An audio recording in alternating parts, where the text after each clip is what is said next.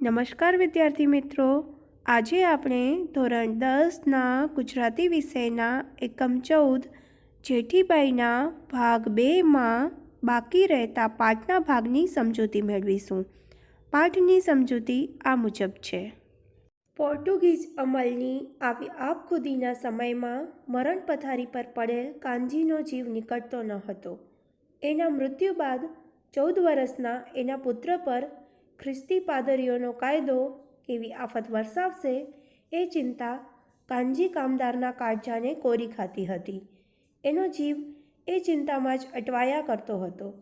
આજે 8 દિવસથી એણે અનાજનો એક દાણો પણ લીધો ન હતો. આમ છતાં છેલ્લા ડચકા ખાતો એનો જીવડો કેમે કરી નીકળતો ન હતો. એના જીવની મુક્તિ થતી ન હતી. પોર્ટુગીઝોના અમલ વખતે એમની આવી આપખુદીના સમયમાં મરણ પથારીએ પડેલ કાનજીનો જીવ નીકળતો ન હતો, કારણ કે એને એના પુત્રની ચિંતા હતી કે એના મૃત્યુ બાદ એના 14 વર્ષના પુત્ર ઉપર ખ્રિસ્તી પાદરીઓનો કાયદો કેવી આફત, કેવી મુશ્કેલી વરસાવશે.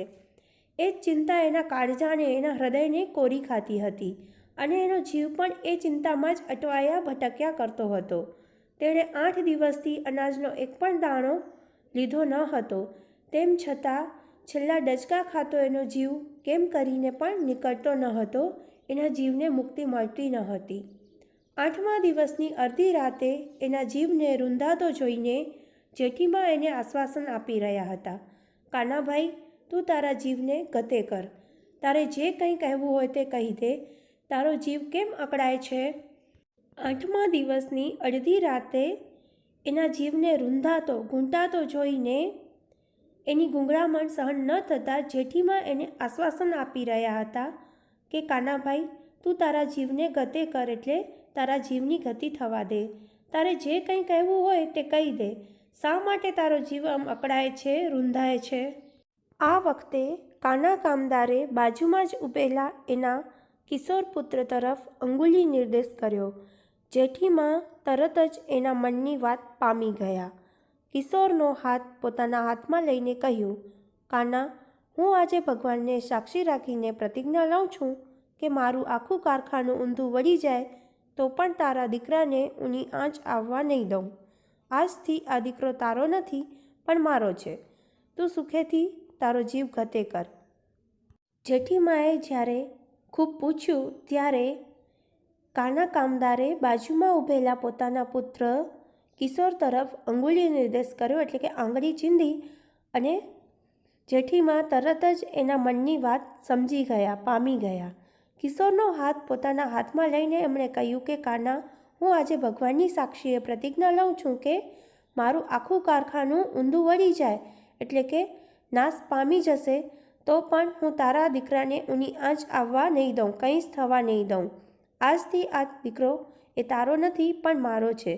તું સુખેથી તારા જીવને ગતિ થવા દે, તારો રસ્તો કરી જા. જેઠીમાના આ શબ્દોએ કાનાના અંતરના ઉત્પાતને સમાવી દીધો. એનું મૂંઝાતું મનડું શાંત બની ગયું. જેઠીમાના વચનોમાં એને પૂરેપૂરી શ્રદ્ધા હતી. થોડી જ વારમાં એના પ્રાણ પરવારી ગયા. ઉત્પાત એટલે ધાંધલ કે ધમાલ. જેઠીમાના શબ્દોએ કાનાના હૃદયના ઉત્પાતને, એના પ્રશ્નોને, એમાં જે તુફાન ઉઠ્યો હતો એને સમાવી દીધો અને એનું મૂંઝાતું મન શાંત બની ગયું. જેઠીમાના વચનોમાં એને પૂરેપૂરી શ્રદ્ધા હતી, વિશ્વાસ હતો અને થોડી જ વારમાં એના પ્રાણ પરવારી ગયા, એટલે કે એ મૃત્યુ પામ્યો. ખેલ ખરાખરીનો હતો. કાનાના અવસાનની વાત બહાર પડી જાય તો તે જ ઘડીએ પાદરીઓ અને પોલીસોનો ધસારો આખા કારખાનામાં ઉથલપાથલ મચાવી દે એવું હતું. કાનાના નિરાધાર દીકરાને અને એની ગર્વકરીને પણ ખેંચી જાય. જેઠીમાએ સમયસૂચકતા વાપરીને કાનાના મૃત્યુની વાત પર પડદો પાડી દીધો અને બીજી જ દિશામાં પગલાં માંડ્યા. એ જ રાતે કારખાનાના એક બીજા કામદારની પુત્રી સાથે કાનાના પુત્ર પમાના લગ્ન પણ કરાવી દીધા. લગ્નવિધિ પૂર્ણ થતાં ઝડપી ગતિએ પમાનું નવું ઘર મંડાવી દીધું. ખેલ ખરાખરીનો હતો. કાનાના અવસાનની, એના મૃત્યુની વાત બહાર પડી જાય તો તે જ ઘડીએ પાદરીઓ અને પોલીસોનો ધસારો આખા કારખાનામાં ઉથલપાથલ મચાવી દે એવું હતું અને કાનાના નિરાધાર દીકરાને અને એની ઘરવખરીને પણ સામાનને પણ ખેંચી જાય. જેઠીમાએ સમયસૂચકતા વાપરીને કાનાના મૃત્યુની વાત પર પડદો પાડી દીધો, એટલે એ વાત ધમકાવી દીધી અને બીજી જ દિશામાં પગલાં માંડ્યા. એ જ રાત્રે કારખાનાના એક બીજા કામદારની પુત્રી સાથે કાનાના પુત્ર પમ્માના લગ્ન પણ કરાવી દીધા અને લગ્નવિધિ પૂર્ણ થતાં ઝડપી ગતિએ પમ્માનું નવું ઘર મંડાવી દીધું. બીજા દિવસની સાંજે કાનાના મૃત્યુની જાહેરાત કરવામાં આવી. પાદરીઓ તો ટાંપીને જ બેઠા હતા. તરત જ પોલીસ પાર્ટીને સાથે લઈને પાદરી લોકોનું ધાડું આવી પહોંચ્યું. આ વખતે જેઠીમાં તો એક વીરાંગના બની ગયા. પાદરીઓ અને પોલીસ આડે દિવાલ જેવા બનીને તેણે નિડરતાથી પડકાર કર્યો કે કાનાનો પુત્ર નિરાધાર નથી, એ તો ક્યારનોય પરણી બેઠો છે, લગ્ન ગ્રંથિથી જોડાઈ ગયો છે. બીજા દિવસની સાંજે કાનાના મૃત્યુની જાહેરાત કરવામાં આવી, એટલે એ સમાચાર આપવામાં આવ્યા કે કાનો મૃત્યુ પામ્યો છે અને પાદરીઓ તો ટાંપીને જ એ વાતની વાટ જોઈને જ બેઠા હતા.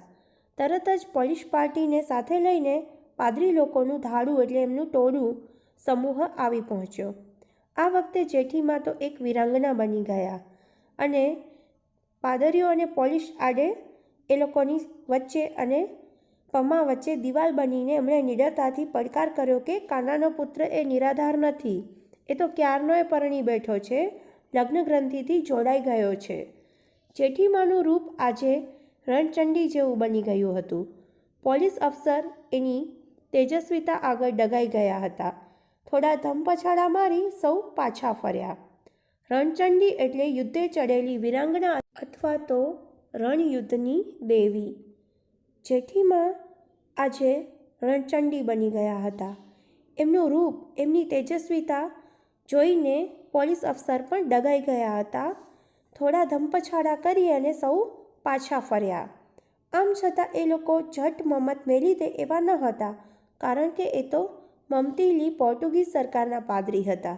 કાનાનો મુકદ્દમો એ લોકો દીવાની પોર્ટુગીઝ અદાલતમાં લઈ ગયા. કાનાના પુત્રના લગ્ન ફોક કરવા એમણે ન્યાયની અદાલતનો આશરો લીધો, પણ થયેલ લગ્ન ફોક થઈ શકે નહીં એવો હિન્દુ ધર્મના અબાધિત અધિકારનો અદાલત પણ ભંગ કરી શકે નહીં. અદાલતમાં આખરે આ લગ્ન કાયદેસર ગણાયા અને પોર્ટુગીઝો હાથ ઘસતા રહી ગયા. મમત એટલે હઠ કે જીદ, મુકદ્દમો એટલે કેસ કે અદાલતી દાવો. પાદરી લોકો ઝટ પોતાની જીદ મૂકી દે, મેલી દે એવા ન હતા, કારણ કે એ તો પોર્ટુગીઝ સરકારના પાદરી હતા. કાનાનો મુકદ્દમો એ લોકો દીવાની પોર્ટુગીઝ અદાલતમાં લઈ ગયા અને કાનાના પુત્રના લગ્ન ફોક કરવા, રદ કરવા એમણે ન્યાયની અદાલતનો આશરો પણ લીધો, પરંતુ લગ્ન ફોક થઈ શકે નહીં એવો હિન્દુ ધર્મના અબાધિત અધિકારનો અદાલત પણ ભંગ કરી શકે નહીં, માટે આખરે અદાલતમાં આ લગ્ન કાયદેસરના ગણાયા અને પોર્ટુગીઝો હાથ ઘસતા રહી ગયા. આ રીતે જેઠીમાનો નૈતિક વિજય તો થયો, પરંતુ પોર્ટુગીઝ સરકારનો જાલિમ કાયદો એના અંતરમાં હજુ કાંટાની પેઠે ખટકતો હતો. આ કાળા કાયદાના સકંજામાંથી છૂટવા માટે કયો રસ્તો લેવો એ જ વિચારો એના અંતરમાં રાત દિવસ ગોળાતા હતા. આમ જેઠીમાનો નૈતિક રીતે વિજય થયો, પરંતુ પોર્ટુગીઝ સરકારનો જાલિમ જુલમ કરનારો કાયદો એમના અંતરમાં, એમના મનમાં હજુ કાંટાની જેમ ખટકતો હતો અને આ કાળો કાયદો છે એના સકંજામાંથી છૂટવા માટે કયો રસ્તો લેવો, અપનાવવો એ જ વિચારો એમના અંતરમાં, એમના મનમાં રાત દિવસ ઘૂંટાયા કરતા હતા. જેઠીમાની સામે પોર્ટુગીઝની હઠાગ્રહી સરકાર હતી. સીધો સામનો કરવાથી તો આ સરકાર એને ચાંચળની માફક ચોડી નાખે એવો એ જમાનો હતો, એટલે જેઠીમાએ એક નવો જ માર્ગ ગ્રહણ કર્યો. ચાંચળ એ એક જંતુ છે. જેઠીમાની સામે હઠાગ્રહી જિદ્દી પોર્ટુગીઝ સરકાર હતી અને સીધો સામનો કરવા જાય તો એ સરકાર એમને ચાંચળની, એક જંતુની જેમ ચોરી નાખે એવો એ સમય હતો. માટે જેઠીમાએ એક નવો જ માર્ગ ગ્રહણ કર્યો, એટલે કે અપનાવ્યો. બાહોશ બેરિસ્ટરની સલાહ લઈને પોર્ટુગલની રાણી ઉપર જેઠીમાએ પોર્ટુગીઝ સરકારના જુલમની કહાણી પોર્ટુગીઝ ભાષામાં હૃદયદ્રાવક શબ્દોમાં લખાવીને તૈયાર કરી. ત્યાર પછી આ અરજીના અંગ્રેજી અક્ષરોમાં મોટા બીબા લાકડાની પટ્ટીઓમાં કોતરાવીને તૈયાર કર્યા. મોટી રેશમી ઓઢણી પર આ અરજી મોટા અક્ષરોમાં સાંગોપાંગ છાપીને તૈયાર કરી. એક બાહોશ એટલે કે કુશળ બેરિસ્ટર વકીલની સલાહ લઈને પોર્ટુગલની રાણીને જેઠીમાએ પોર્ટુગીઝ સરકારના જુલમની કહાણી પોર્ટુગીઝ ભાષામાં હૃદયદ્રાવક હૃદય દ્રવી જાય એવા શબ્દોમાં લખાવીને તૈયાર કરી. ત્યાર પછી આ અરજીના અંગ્રેજી અક્ષરોમાં મોટા લાકડાના બીબા પટ્ટીઓમાં કોતરાવીને તૈયાર કર્યા અને મોટી રેશમી ઓઢણી પર આ અરજી મોટા અક્ષરોમાં સાંગોપાંગ એટલે પૂરેપૂરી છાપીને તૈયાર કરી. અહીં આપણે પાઠની સમજૂતીમાં વિરામ લઈશું. બાકી રહેતા પાઠના ભાગની સમજૂતી આપણે આપણા હવે પછીના વિડીયોમાં મેળવીશું. આભાર.